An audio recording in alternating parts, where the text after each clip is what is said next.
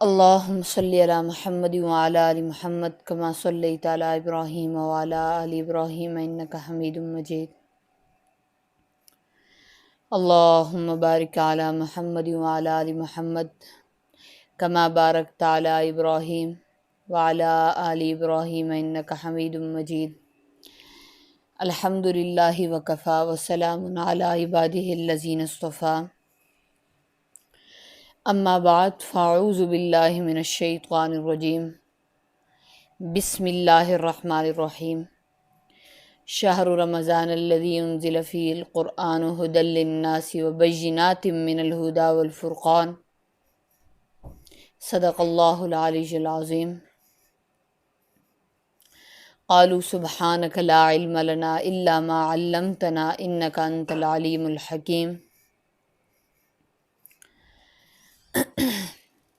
میری بہنوں، اللہ جل شانہ نے ہم پر بے شمار اپنی رحمتیں اور نعمتیں نازل فرمائی ہیں۔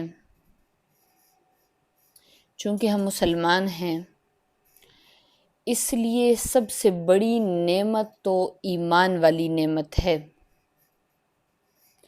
اور مومن کا ایک خاص رنگ ہوتا ہے۔ مومن اللہ پاک کے رنگ میں رنگا ہوتا ہے۔ گناہوں کی کثرت اس رنگ کو پھیکا کر دیتی ہے اور اس رنگ پر زنگ جما دیتی ہے، میل جما دیتی ہے۔ گناہ کہتے ہیں اپنی ناجائز خواہشات کو پورا کرنا۔ اب جب انسان کی فطرت میں، جبلت میں گناہ کرنا رکھ دیا گیا ہے، تو اللہ جل شانہ نے اس سے پاک کرنے کے لیے بھی طریقے بتائے ہیں۔ تو ایک طریقہ رمضان بھی ہے۔ رمضان المبارک کا مہینے کو رمضان اس لیے کہا جاتا ہے کہ رمضان کا معنی ہوتا ہے گرمی، حرارت، روشنی اور جلانے، کوٹنے کا معنی اس میں چھپا ہوا ہے۔ اور رمضان کو رمضان اس لیے کہا جاتا ہے کہ یہ گناہوں کو جلا دیتا ہے۔ اللہ پاک گرم رمضان بھیجتے ہیں جو دل پر جمے ہوئے زنگوں کو دور کر دیتا ہے، ٹھیک ہے؟ لیکن یہاں پر ایک بات یاد رکھیے گا کہ رمضان کا فائدہ اسی مسلمان کو پہنچتا ہے جو رمضان المبارک کی قدر کرے۔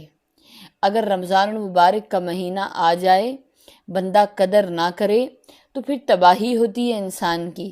یہ اللہ پاک کا احسان ہے کہ ہر سال ہماری صفائی، دھلائی، ترقی اور چارجنگ کے لیے، ایمانی چارجنگ کے لیے اللہ پاک رمضان المبارک کا مہینہ بھیج دیتے ہیں، ٹھیک ہے جی؟ تو میری بہنوں، اللہ پاک کے اس احسان کی قدر کرنی چاہیے۔ 11 مہینے ہمارے لیے ہوتے ہیں، ایک مہینہ گویا اللہ جل شانہ کے لیے ہوتا ہے کہ جس میں انسان سب سے یکسو ہو کر اللہ پاک کو راضی کرنے کی مشق کرے۔ جیسے دکانداروں کا سیزن لگتا ہے نا، وہ کہتے ہیں عید سے پہلے ہمارا سیزن لگا ہوا ہے۔ اسی طرح یہ نیکیوں کا موسم بہار ہے، نیکیوں کا موسم بہار ہے۔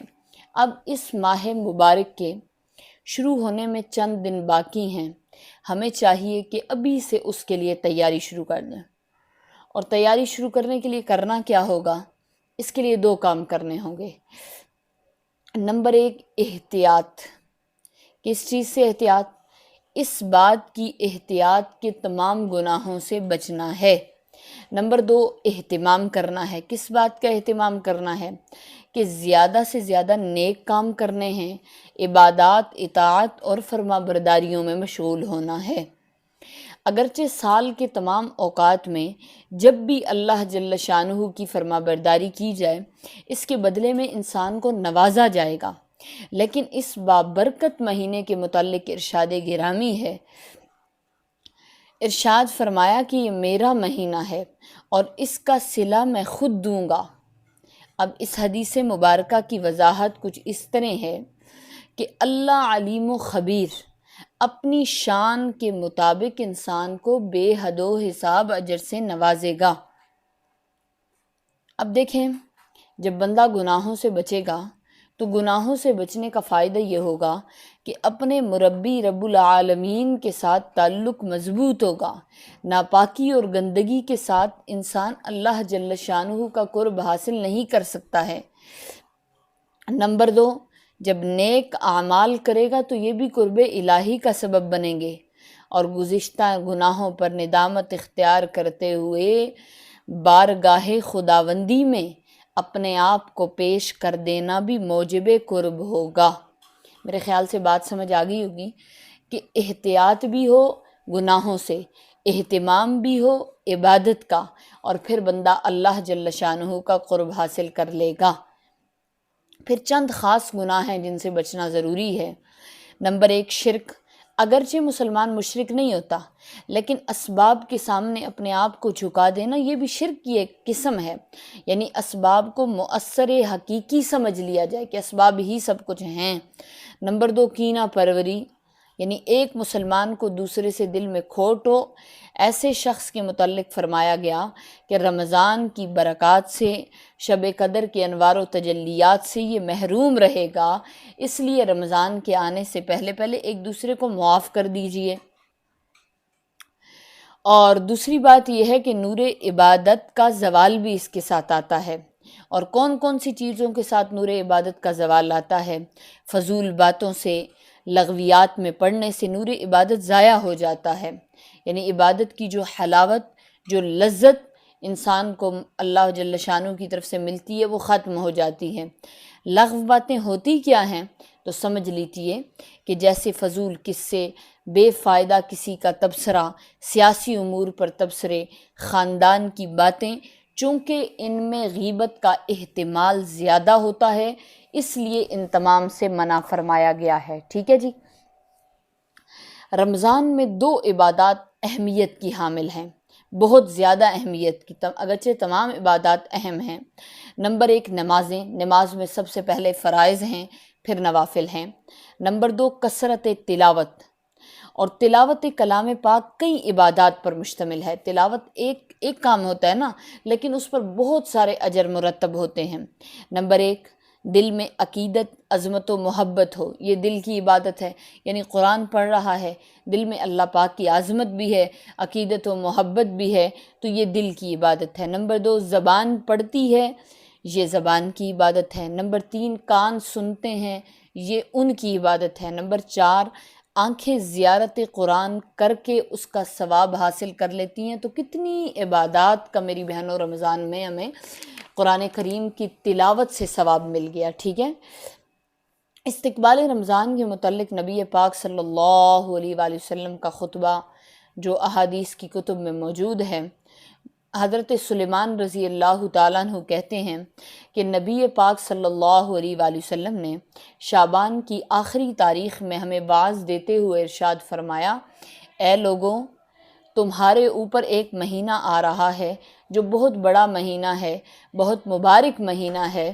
اس مہینے میں ایک رات ہے جو 1000 مہینوں سے بڑھ کر ہے۔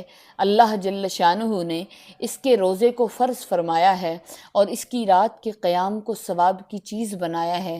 جو شخص اس مہینے میں کسی نیکی کے ساتھ اللہ کا قرب حاصل کرے وہ ایسا ہے جیسے غیر رمضان میں فرض کو ادا کیا ہو، اور جو شخص اس مہینے میں کسی فرض کو ادا کرے وہ ایسے ہے جیسے غیر رمضان میں 70 فرائض ادا کیے ہوں۔ یہ مہینہ صبر کا ہے، اور صبر کا بدلہ جنت ہے، اور یہ مہینہ لوگوں کے ساتھ غمخواری کرنے کا ہے۔ اس مہینے میں مومن کا رزق بڑھا دیا جاتا ہے۔ اس مہینے میں جو شخص کسی روزے دار کا روزہ افطار کرائے گا تو یہ اس کے لیے گناہوں کے معاف ہونے اور آگ سے خلاصی کا سبب ہوگا، اور اس کو روزے دار کے ثواب جتنا ثواب ملے گا، مگر روزے دار کے ثواب سے بھی کچھ بھی کم نہیں کیا جائے گا۔ صحابہ کرام رضوان اللہ تعالی علیہ مجمعین نے عرض کیا کہ یا رسول اللہ صلی اللہ علیہ وآلہ وسلم، ہم میں سے ہر شخص اتنی وسعت نہیں رکھتا کہ روزے دار کو افطار کرائے۔ آپ صلی اللہ علیہ وآلہ وسلم نے ارشاد فرمایا، ایک کھجور یا ایک گھونٹ پانی یا ایک گھونٹ لسی سے روزہ افطار کرانے پر بھی اللہ پاک یہ ثواب عطا فرما دیتے ہیں۔ تو یہاں پر گویا کہ ہمیں اس حدیث مبارکہ سے 8 باتیں معلوم ہوئی نا۔ نمبر 1 یہ بات معلوم ہوئی کہ رمضان المبارک کا مہینہ عظمت والا ہے اور بابرکت مہینہ ہے۔ نمبر 2 اس میں لیلۃ القدر 1000 راتوں سے بہتر ہے، اس کی ایک رات کی عبادت۔ نمبر 3 نفل کا ثواب ہمیں فرض کے برابر ملے گا۔ نمبر 4 فرض کا ثواب 70 فرائض کے برابر ہوگا۔ نمبر 5 یہ صبر کا مہینہ ہے۔ نمبر 6 غم خاری کا مہینہ ہے۔ نمبر 7 رزق کے بڑھ جانے کا مہینہ ہے۔ نمبر 8 افطاری پر ثواب ملے گا اور بہت اللہ اپنی شان کے مطابق ثواب عطا فرمائیں گے۔ ابھی میری بہنوں 4-5 دن باقی ہیں شعبان کے، تو اس میں اپنا محاسبہ کر لیجئے کہ کیا ہمارا دل زندہ ہے یا غفلت، خواہشات کی پیروی اور بد نظری میں بیمار ہے۔ نمبر 2 اس چیز کا محاسبہ کیجئے کہ اعمال میں اللہ کی رضا مقصود ہے یا مخلوق کی خوشنودی۔ نمبر 3 ہمارے نظام الاوقات میں موجود اعمال پورے ہو رہے ہیں یا ادھورے ہیں۔ والدین ہمارے ساتھ راضی ہیں یا ناراض ہیں۔ دیگر اقربا کے ساتھ ہمارا رویہ کیسا ہے۔ کہیں حسد، بغض، کینہ جیسی مہلک باطنی بیماریاں تو دل میں موجود نہیں ہیں۔ پہلے سے میری بہنوں دل کی صفائی کا اہتمام کر لیا جائے کہ دل اجلا ہوگا تو اللہ جل شانہ کی طرف سے انوارات اور تجلیات کو قبول کرے گا۔ اگر دل گندا ہوگا تو پھر ساری چیزیں جو وہ انوار و تجلیات کی مہک ہے اس کو یہ قبول کرنے سے انکاری ہوگا۔